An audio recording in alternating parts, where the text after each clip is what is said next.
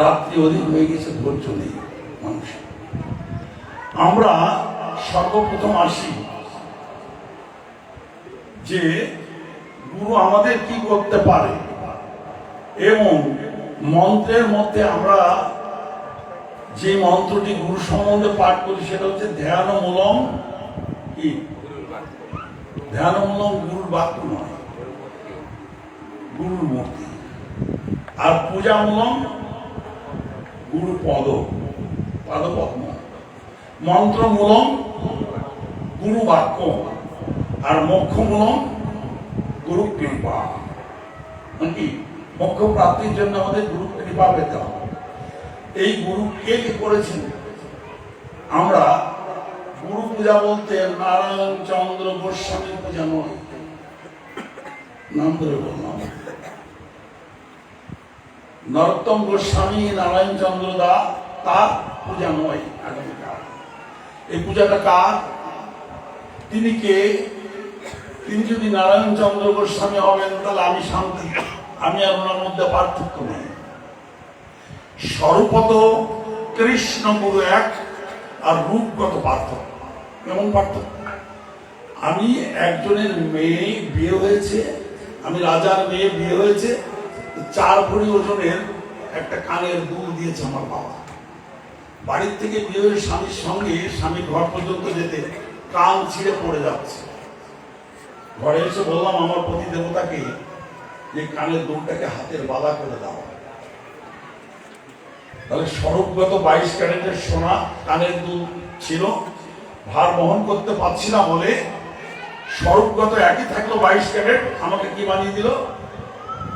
বালা। স্বরূপগত সোনা 22 ক্যারেট আছে, কিন্তু রূপগত পার্থক্যটা হচ্ছে এখন বালার থেকে মানে দুলের থেকে বালা হল। তেমনি কৃষ্ণ আর গুরু স্বরূপগত এক, রূপগত পার্থক্য। যেমন ভগবানের মধ্যে কি কি আছে? ভগবানের সঙ্গে তো গুরু যদি মিল করতে হয় তাহলে গুরু এবং কৃষ্ণের একটা অংশ, যে কোনো একটা অংশ তার সঙ্গে অভিন্ন হতে হবে। কৃষ্ণের সঙ্গে, কৃষ্ণের সঙ্গে গুরুর কোন অংশ কি অভিন্ন? অভিন্ন মানে এক। আমরা একটু শাস্ত্রের দিকে লক্ষ্য করি। শ্রীকৃষ্ণের অনন্ত শক্তির মধ্যে 6টি শক্তি হচ্ছে প্রধান: ঐশ্বর্য, বীর্য, শ্রী, যশ, জ্ঞান এবং বৈরাগ্য। নাকি কোন অংশে আমার গুরু আর কৃষ্ণ এক? বলছে লাস্ট যেটা বললাম বৈরাগ্য অংশে কৃষ্ণ আর গুরু এক। যেমন আমি বাবাটাকে দিয়ে বলি, বাবার 6টি গুণ আছে। তিনি পাঠ করতে পারেন, গাইতে পারেন, বাজাতে পারেন, কবিতা আবৃত্তি করতে পারেন, নাচতে পারেন, এরকম 6টি গুণ আছে বাবার মধ্যে। ওনার সঙ্গে ঘুরতে ঘুরতে আমি মনে করলাম ওনার নৃত্য অংশটা, নৃত্য গুণটাকে আমি নেব, স্টাডি করতে লাগলাম। উনি আমাকে এই নৃত্যটা শেখাতে লাগলো। নৃত্যাংশে উনি যা জানেন আমাকে তা দিতে লাগলো। ওনার কি ফুরিয়ে গেল নৃত্যটা? কি হলো? আরো বাড়লো। সেখান থেকে যে অংশটাই আমার মধ্যে এলো, তা আপনি যা জানেন সেটাই তো দিলেন। তাহলে নৃত্যাংশে আপনি আর আমি সমান। কথাটা কিন্তু খুব ভালো করে আপনারা যারা তত্ত্বগত দিক দিয়ে বিশ্লেষণ করছেন তারা ভেবে দেখবেন। নৃত্যাংশে আপনি আর আমি সমান। ধরুন আপনি ভগবান, 6টি শক্তি আছে, আমি গুরু, আপনার নৃত্যাংশে আমি সমান, কিন্তু আর 5টি অংশে আমি কেনে কোনাও যেতে পারি। যেজন্য গুরু কৃষ্ণ সমান হলে নন্দ সুত বলি যারে ভাগবতে গাই, সেই কৃষ্ণ অবতীর্ণ কে? চৈতন্য গোসাই। জীবের নিস্তার লাগি নন্দ সুত হরি, ভুবনে প্রকাশন কি রূপ ধরি? গুরু রূপ ধরি।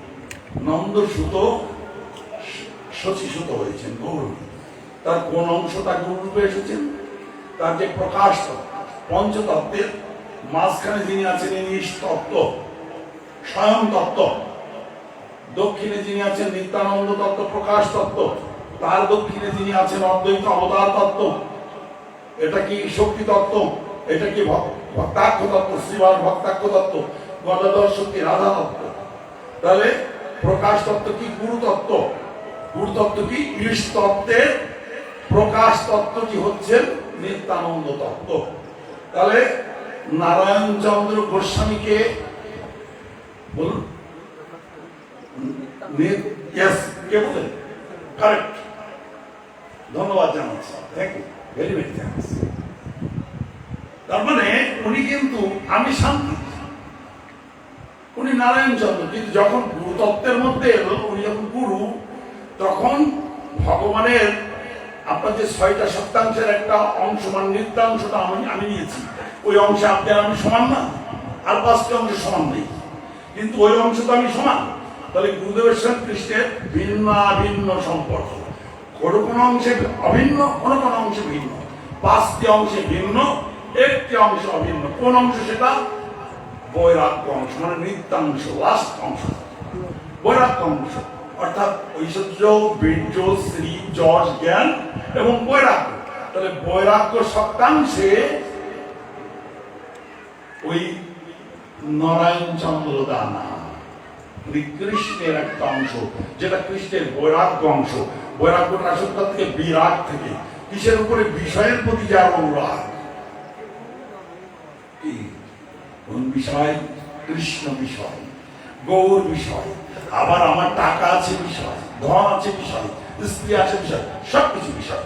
মানে সব বিষয় থেকে সব বিষয় থেকে মুখ ফিরিয়ে যে গোবিন্দ বিষয়ের দিকে লক্ষ্য করতে পেরেছেন, তার মধ্যে ভগবানের বৈরাগ্য সত্যাংশ, তিনি নিত্যানন্দের অংশ। কালকে কিসের পূজা হবে? কার পূজা হবে? ভগবানের পূজা হবে। এবং মানে নরোত্তম দাসের পূজা হবে না, এই নারায়ণ দাসের পূজা হবে। কালকে পূজা হবে নিত্যানন্দের। আবার যদি অংশ আসেন, কালকে কিন্তু ব্যাস পূজা। কৃষ্ণ হচ্ছেন আমাদের আদি গুরু, কৃষ্ণের শিষ্য হচ্ছেন ব্রহ্মা, ব্রহ্মার শিষ্য হচ্ছেন নারদ, নারদের শিষ্য হচ্ছেন ব্যাস, ব্যাসের শিষ্য হচ্ছেন সুক, সুকের শিষ্য সুতমুনি। এমনি করে পরম্পরায় আস্তে আস্তে কলির প্রথম যে বীজটা, ভক্তির বীজটা, সেটা হচ্ছে মাধবেন্দ্র পুরী।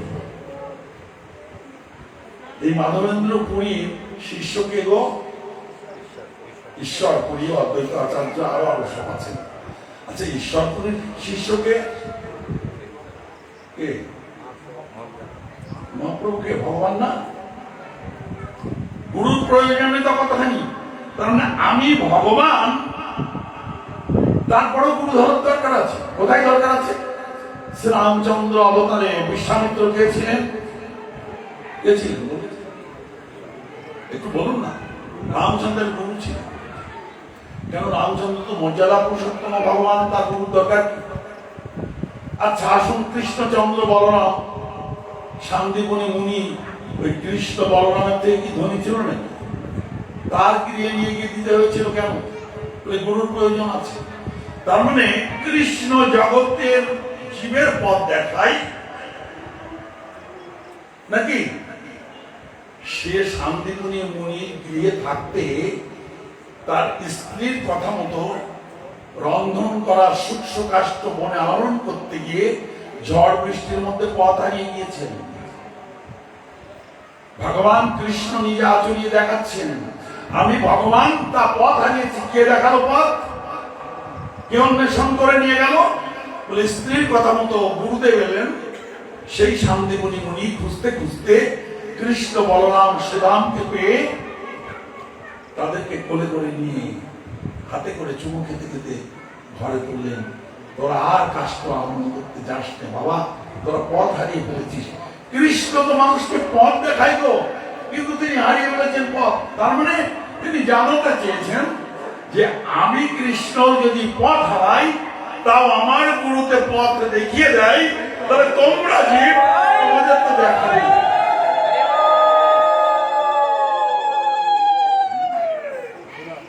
গুরুতত্ত্ব কি? আমি একটুখানি তন্ত্র শাস্ত্রের মধ্যে যাচ্ছি, ভাগবত শাস্ত্রের মধ্যে তো আসছি আবার।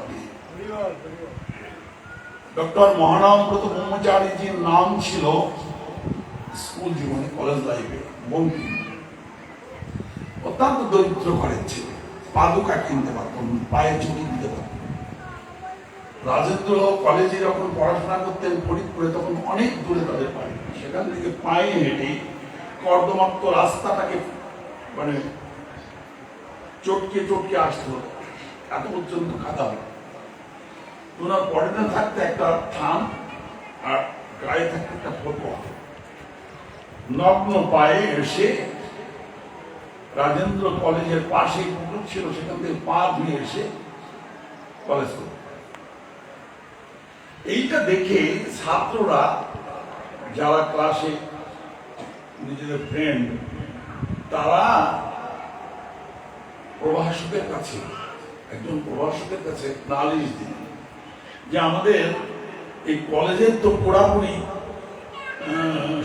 মানে ব্যবস্থাটা নষ্ট করে দেবে এই ছেলেটা।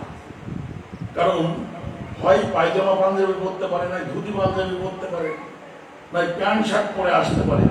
এইভাবে এলে আমাদের তো পরিবেশগত দিক দিয়ে খারাপ লাগছে, দূষণ হয়ে যাচ্ছে, এবং এটা আপনি স্যার মেনে নিলেও আমরা মেনে নিতে পারবো না। একজন প্রভাষকের কাছে নালিশ দিয়েছে।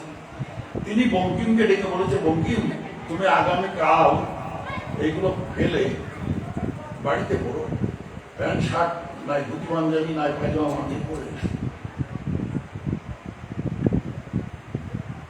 কাল ওই একই পোশাক এসেছে।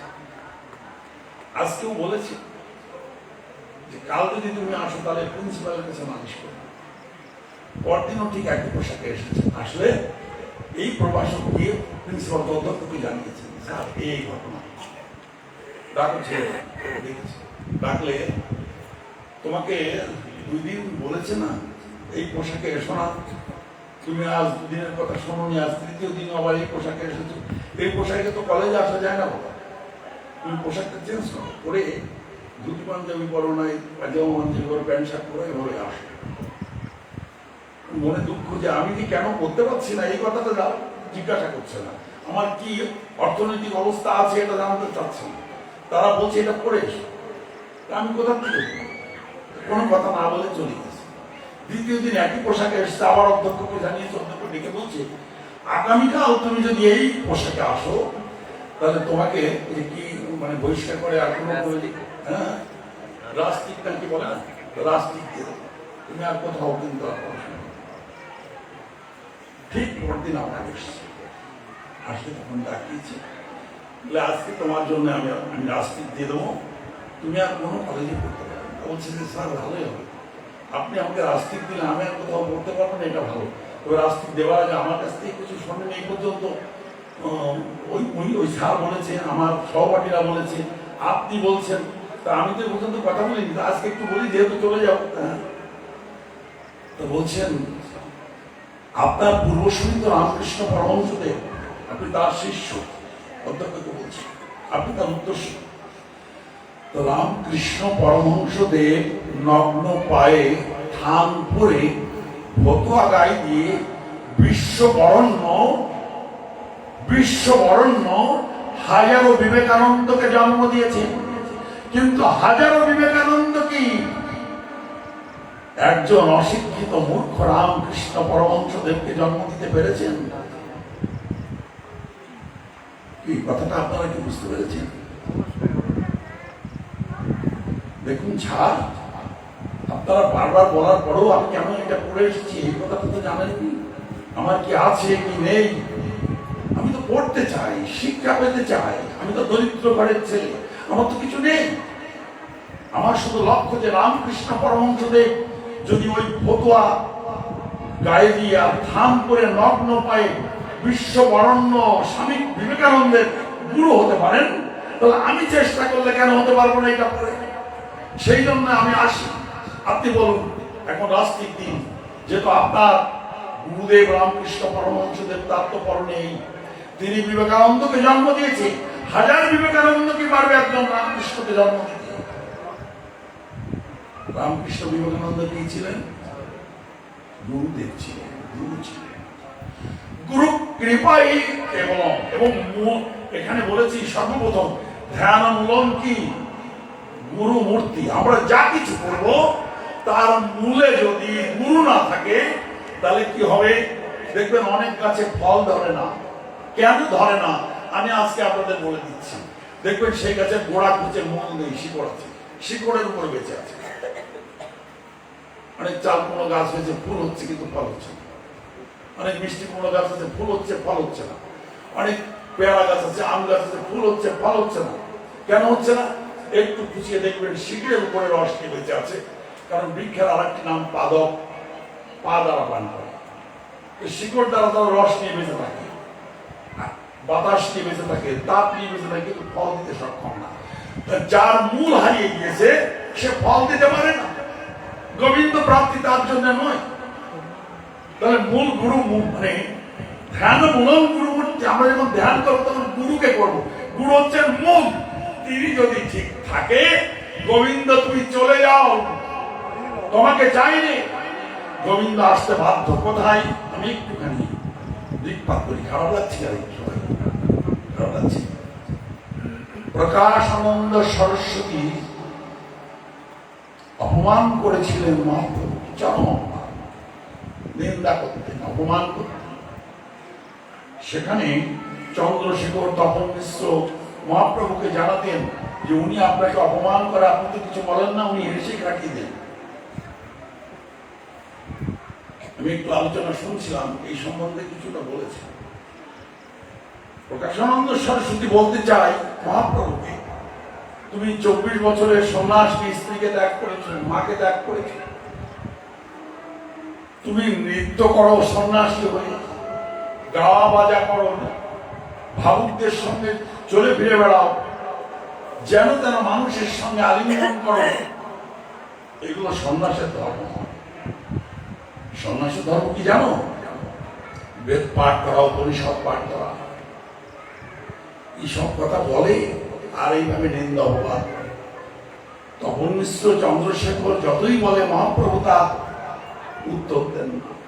টিকাকার বিশ্বনাথ চক্রবর্তীবাদ বলছেন যে রাস্তা দিয়ে যখন হাতি হেঁটে যায়, পেছনে অনেক প্রাণী কিন্তু তাকে বাধা দেয়। হাতি কি পেছনের দিকে ফিরে?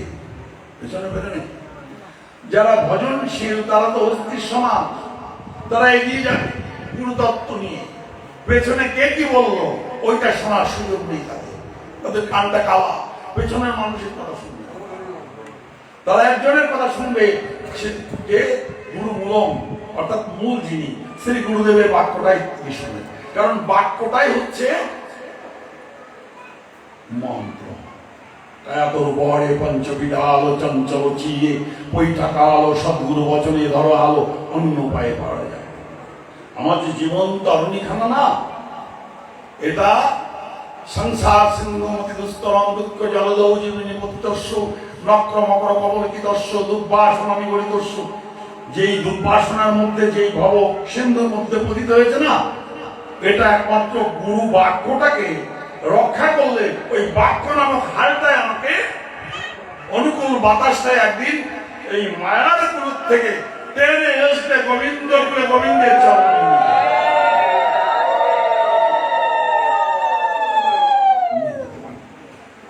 বলছেন। টিকাকার বলছেন মহাপ্রভু তাতে কর্ণপাত করেন না। একদিন এসে একজন ব্রাহ্মণ তিনি নিমন্ত্রণ করলেন, মহাপ্রভু নিমন্ত্রণ গ্রহণ করলেন। সবাই জানেন আপনারা চৈতন্য চরিতামৃতের এটা হচ্ছে আদি লীলা সপ্তম পরিচ্ছেদ, খুব সম্ভব হতে পারে, ভুল না হলে ঠিক বলেছেন। তখন কি হচ্ছে, মহাপ্রভু নিমন্ত্রণ নিলেন এবং যেখানে চরণ ধৌত করছিলেন সমস্ত সন্ন্যাসীদের, ধুয়ে ধুয়ে তো উঠছে, উনি গিয়ে সেই চরণ ধৌত যেখানে হচ্ছে সেখানে বসেছিলেন। সেখান থেকে জ্যোতি প্রকাশিত হচ্ছে, আর সহস্র শিষ্যের মধ্যে থেকে প্রকাশানন্দ সরস্বতী এটাকে দেখে ছুটে চলে বলছেন, তুমি কোন গুরুর শিষ্য? তো বলছে আমি ভারতীয় শিষ্য। এসব ভারতীয় মানে ভারতীয় সম্প্রদায়, শ্রেষ্ঠ সম্প্রদায়। না আমি খুব নিচ। কেন? বলে আমি তো, আপনি যে বলেন না যে সন্ন্যাসীদের বেদান্ত পাঠ করতে হয়, বেদ পাঠ করতে হয়, আমি তো তা করি না।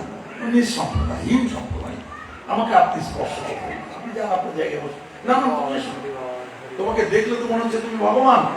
তোমার কি স্বরূপ? কি রূপ অপরূপ রূপ মাধুর্য দেখলে আকর্ষণ করছে আমাকে।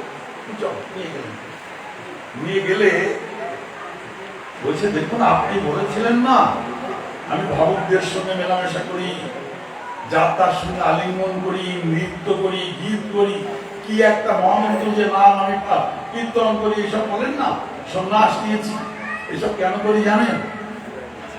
বলছেন, শুনো শ্রীপাদ ইহার কারণ,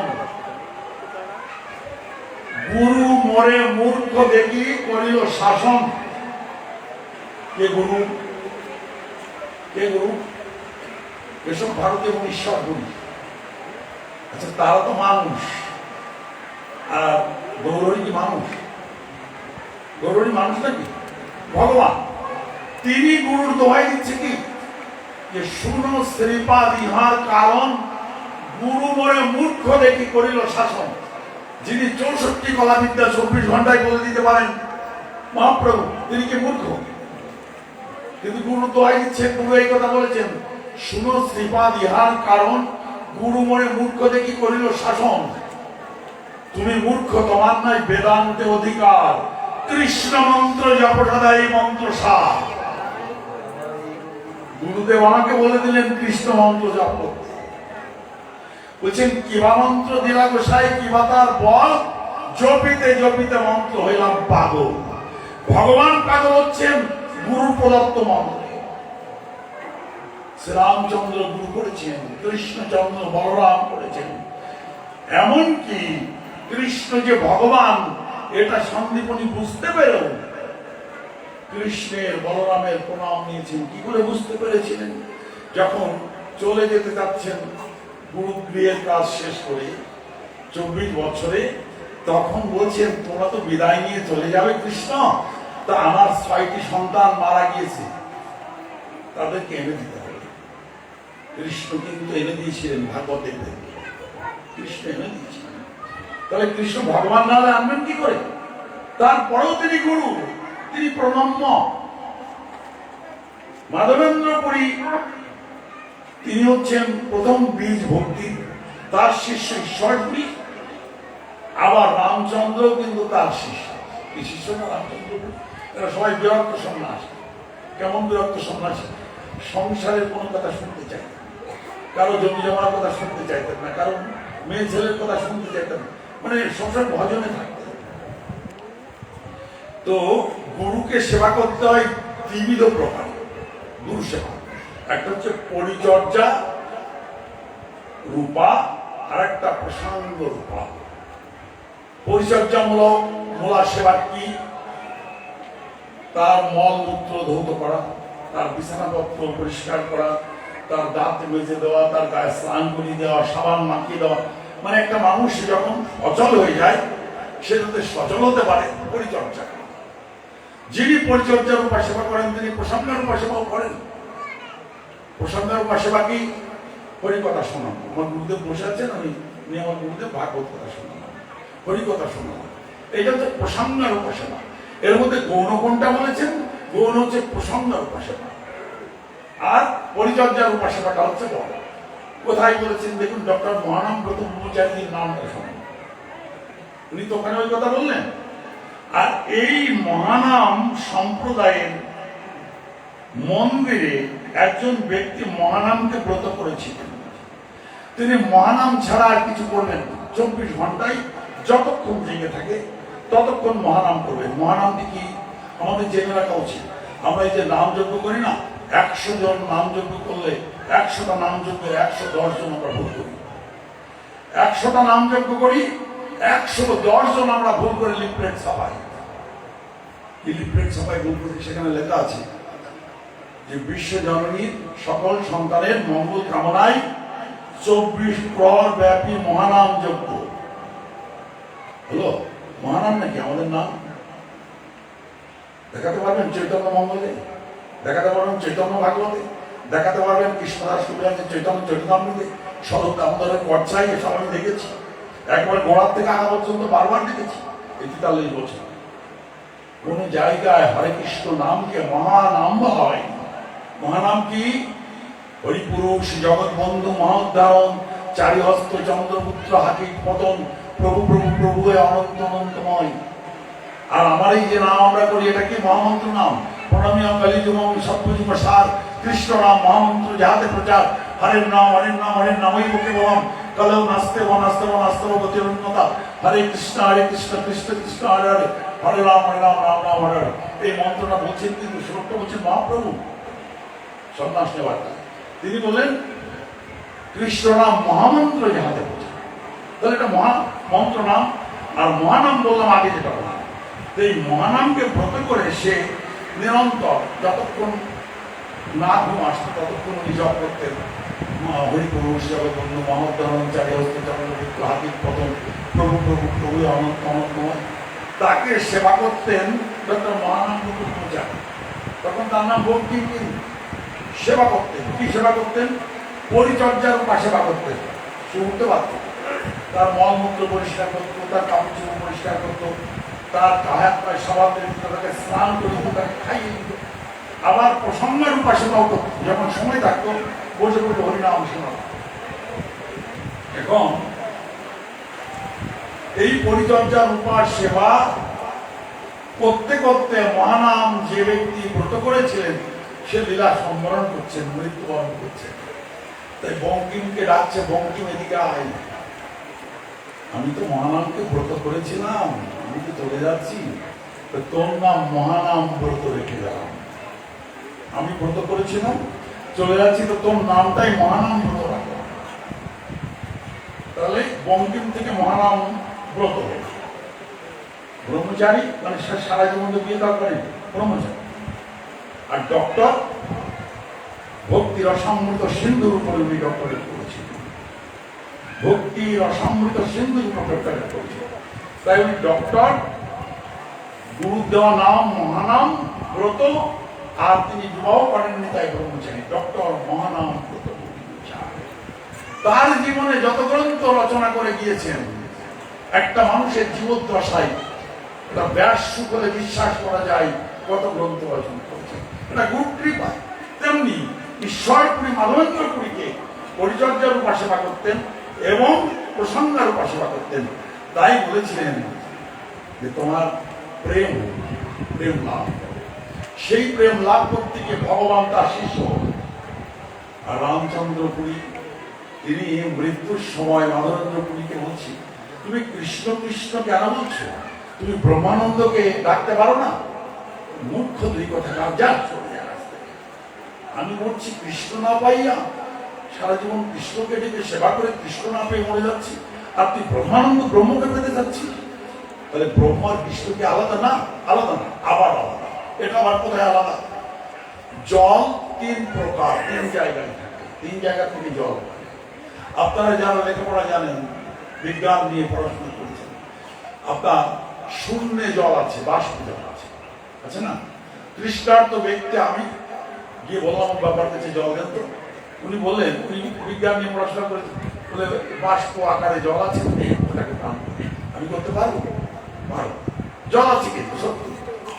আবার কি আমি যেই গিয়ে বললাম তৃষ্ণা মিটল না, জল দেন, ওই বড় খণ্ড না, জীবের পর দিলে তো জ্বলে যাবে, তৃষ্ণা মিটবে? মিটবে। এটা হলো ব্রহ্মানন্দ, অর্থাৎ ব্রহ্ম।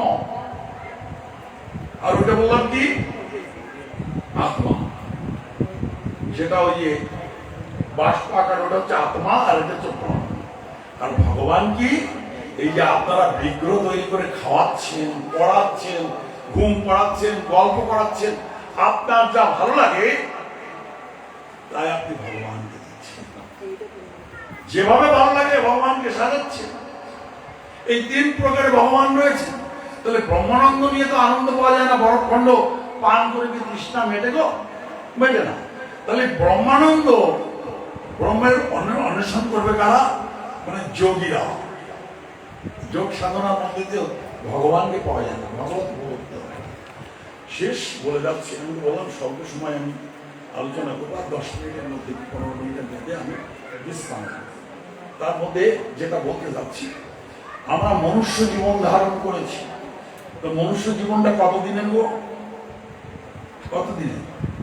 4 লক্ষ বার মনুষ্য জীবনে আসতে হবে, 80 লক্ষ বার আমরা উদ্ভিদ স্কুল, সেদা স্কুল, অন্ড স্কুল, জরায় স্কুল পেরিয়ে আমরা মনুষ্য কুলে 4 লক্ষ বার ঘুরতে হয়। তো মনুষ্য কুলে 4 লক্ষ বার ঘুরবে কে? আমার মতো মূর্খ,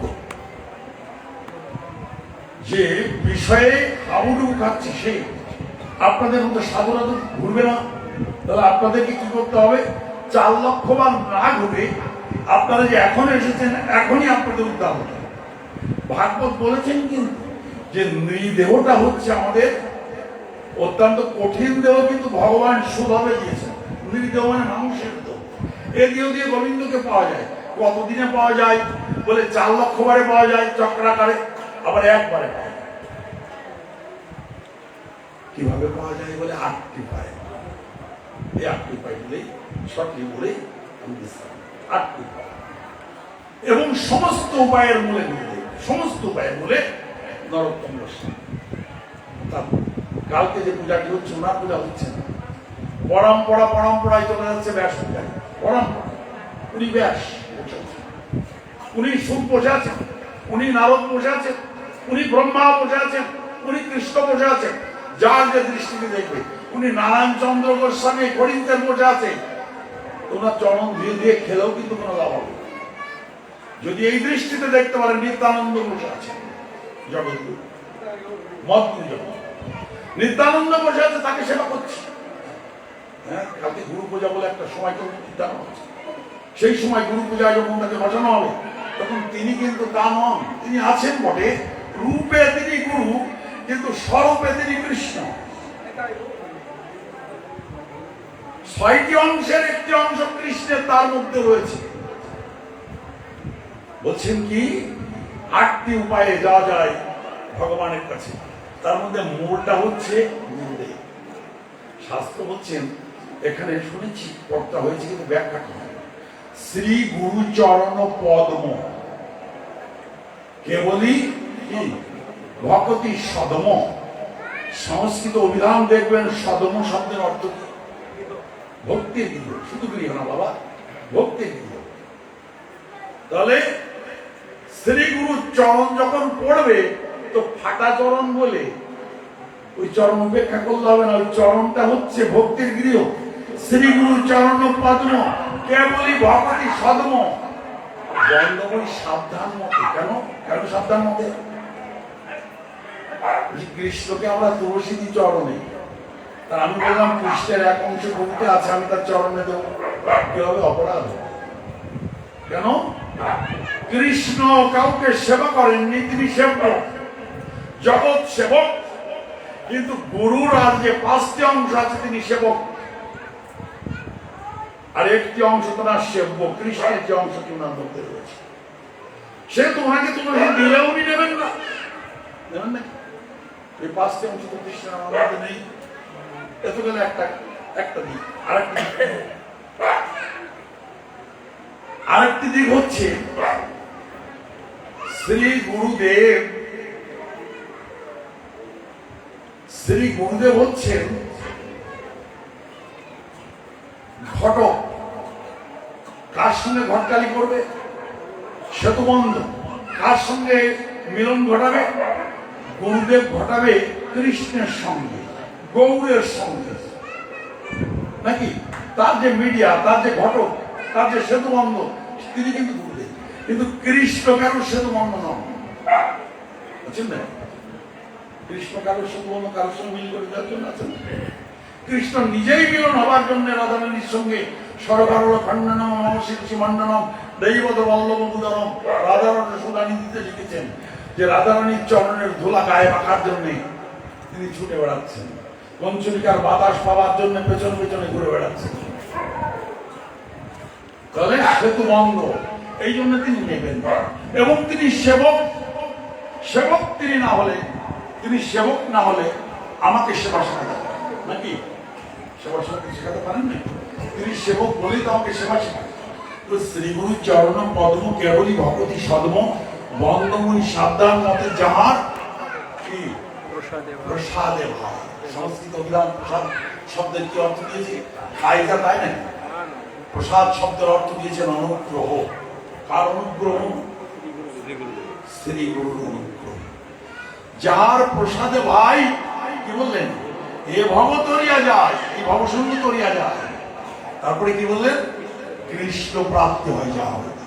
তাহলে একই জন্মে 8টি উপায়ে কৃষ্ণের কাছে যাওয়া যায়, 4 লক্ষ বার যাওয়া যায় না, লাগে না, ঘুরতে হয় না। তার প্রথমটা কার বললাম, কার বললাম বলুন না, আমি তো ঠান্ডা মাথায় বলছি, শ্রী গুরু। শ্রী গুরুর চরণটাকে যদি ভজন করা যায়, চরণ মানে ধরে নিয়ে টিপাটিপি করে খাবো তা নয়। আমি যখন স্কুলে পড়েছি তখন দেখা যাচ্ছে, আমি ধরেন প্রত্যেক বাড়ি 80 নাম্বার রোল হচ্ছে, মানে 100টা ছাত্র 80 নাম্বার 90 নাম্বার রোল হচ্ছে, কারণ তো 1 নম্বরও হচ্ছে। মানে গুরুদেব যখন, মানে আমার শিক্ষক যখন পাঠ দিলেন, সেই পাঠটাকে বাদ দিয়ে আমি যদি শিক্ষকের পাঠ দিই, তাহলে কি আমি ক্লাসে পাস করতে পারবো পরীক্ষা দিলে? বরং বরং শিক্ষক যে পাঠটা দিয়েছে, বাড়িয়েছে, নির্ঘুম রাত কাটিয়ে পাঠটাকে দেখতে হবে। শ্রী গুরুদেব চান আমার শিষ্য গোবিন্দ প্রাপ্তির জন্য আমার ভজন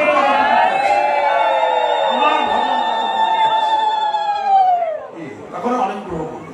শ্রী গুরু চরণ পদ্ম কেবলী ভগতি সদম বন্দময়ী সাবধান মতে যার প্রসাদে ভাই ভব তরিয়া যায়, কৃষ্ণ প্রাপ্ত হয়ে যাওয়া।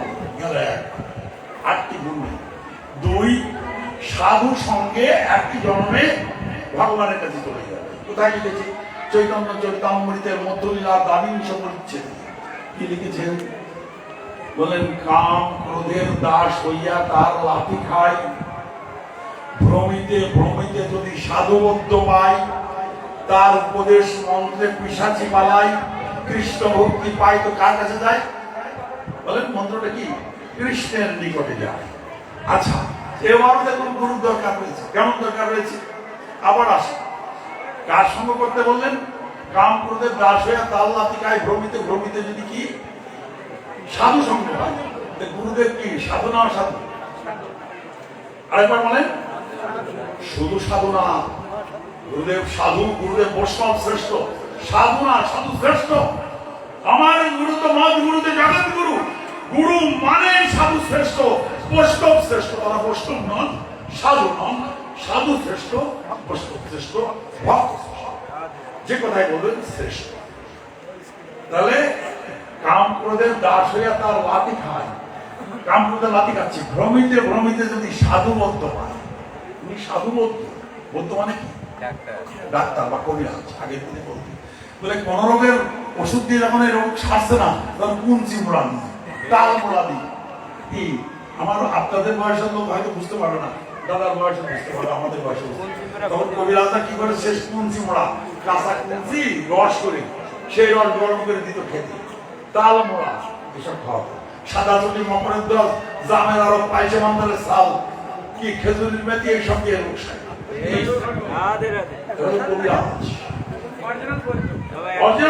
মূল দিয়ে শিক্ষা, মূল দিয়ে সারা রোগ, মূল দিয়ে সারা, কেমিক্যাল দিয়ে সারা না। তাহলে সাধুবদ্ধ পাই, উনি হচ্ছেন গুরু, সাধুবদ্ধ। তাহলে প্রথম গুরু, তারপর সাধু নামে গুরু। তৃতীয় কোথায় গেল? তৃতীয় হচ্ছে চৈতন্য চরিতামৃতে মহাপ্রভুকে জিজ্ঞাসা করছেন অন্তলীলায় রায় রামানন্দ আশিক মাইতি স্বরূপ দামোদর, ভগবত প্রাপ্তির উপায় কি প্রভু? তেমনি হেসে হেসে বলছেন, হাস্যে প্রভু কয়ে, শুনো স্বরূপ রাম রায়, নাম সংকীর্তন কলৌ পরম উপায়। সংকীর্তন যজ্ঞ করে কৃষ্ণ আরাধন, সেই তো সুমেধা পাই কৃষ্ণের চরণ। বন্ধ করতে বলছি আমি, ঠিক 12টায় মানে বন্ধ করবো, 10 মিনিট।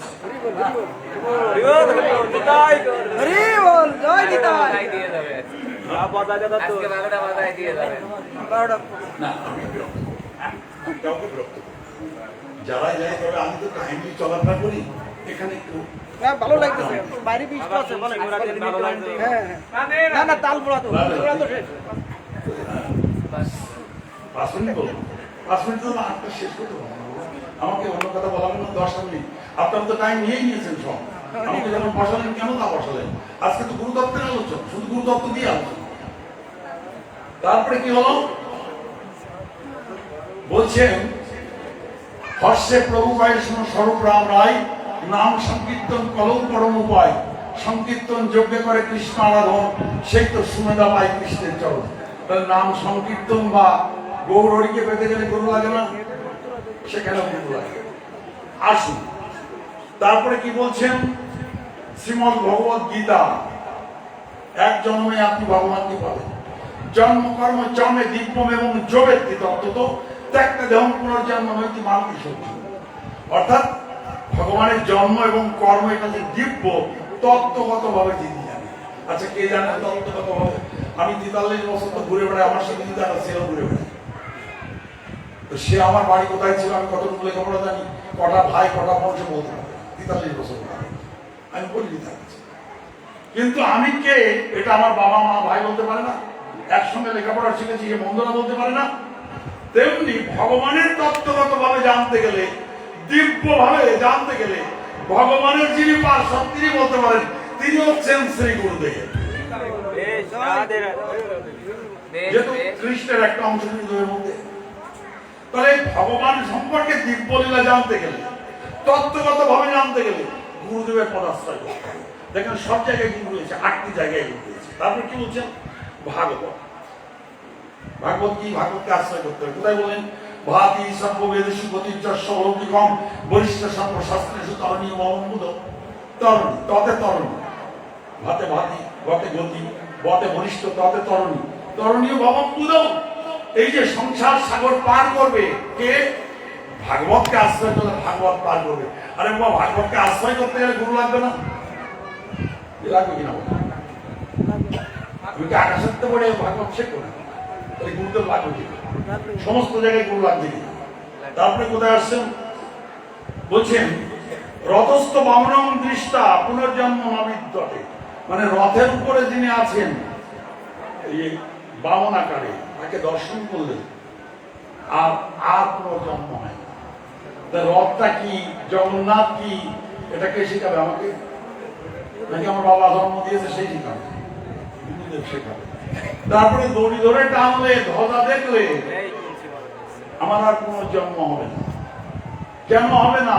তার তত্ত্বগত শিক্ষাটা কে দেবে? শ্রী গুরুদেব। এখনো বলতে গেলে পরে আরো 2-3টে রয়েছে। তারপরে কি? আচ্ছা, তারপরে কি? তারপরে হচ্ছে গৌর ভজন। শেষটাই বলছি, গৌর ভজন। গৌর ভজন কি? আমি মনুষ্য আকারে, মনুষ্য রূপ নিয়ে এখানে এসেছি। আমার মধ্যে কিন্তু কৃষ্ণের একটা সত্তা রয়েছে, অনুসত্তা রয়েছে। তাহলে শ্রী গুরুদেব যখন আমার সঙ্গে মিলনটা ঘটাবে ভগবানের, তখন কিভাবে ঘটাবে দেখেন। মানে একটা ছুরি দিয়ে রোজ গেলে মাংস কাটে একজন কষাই, আর একটা ছুরি কষাই নিয়ে এলেন লোহাটা, ছুরিটা মাংস কাটা, আর এই মা নিয়ে এলো এই ফুল কাটা, এইটা ফল কাটা। নিচে যখন স্পর্শ করবো তখন পরস্পর কি করবো? কোনটাকে শোনা মানে? দুটোই ভালো। তাহলে পরস্পরটা কি? পরস্পরতম গুরু।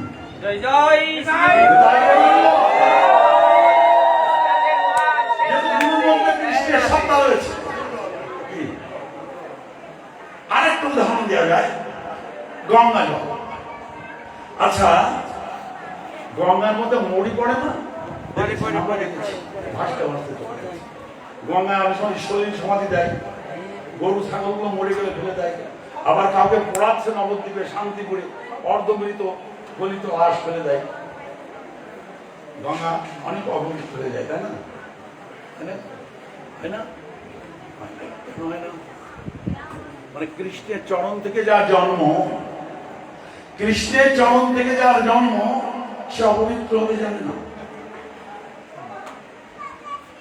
এই গঙ্গা জলের মধ্যে আপনার পায়খানার নালার যে জল যাচ্ছে, সেই পায়খানার নালার জল যখন গঙ্গায় স্পর্শ করছে, ওই জলটা কি হচ্ছে?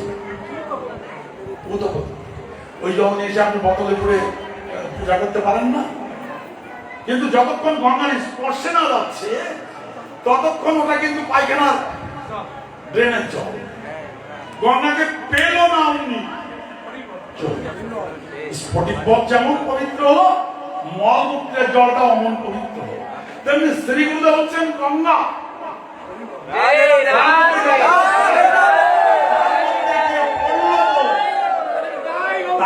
যে পড়লো তো কুলু কুলু না দে, আমারও মলিনতা চলে গেল কোথায়? ভক্তি মন্দাকিনী নদীতে।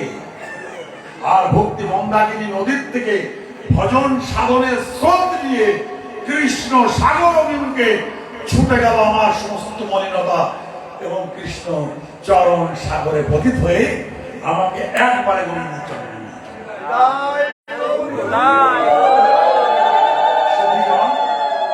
আমি এখানে বিশ্রাম রাখছি বললাম না, এটা যদি এখন থেকে বলেন সারা রাত বলতে হবে ভোর পর্যন্ত, আমি এইভাবে আলোচনা। আবার যদি কাল সারা দিন বলতে বলেন, এই শুধু গুরু তত্ত্বের